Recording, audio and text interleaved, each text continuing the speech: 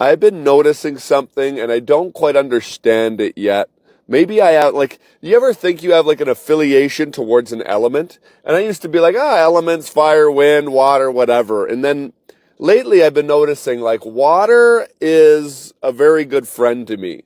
I notice that like in the bath, I get all these downloads and I'm like, is it me? Is it the vibration? Is it the crystals? Is it the salts? What is this?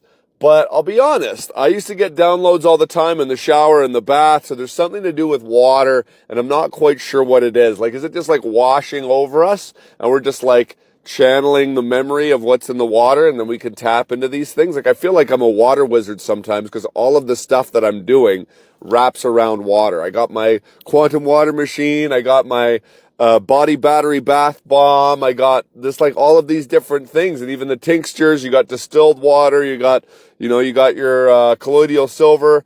And so I'm like, is there anything like an element that you just feel like you have an affiliation to, or that like you just you notice that when you're working with it, it does stuff for you, it does stuff to you, things you don't even think about. It's just like getting mesmerized in front of a fire. You're just sitting there and you're like, oh, and then you start going into these other places and you're just looking at the fire, but you're not even there. You're like taken to a different place. And then people are like, huh? Come back. Oh yeah, that fire was mesmerizing. What does that mean? Put you in a trance and you went somewhere else. And so I'm always curious, like what kind of things do you tap into? And like, even like when you talk about like the airbender and stuff like that, I'm curious, what's your element? What's your element?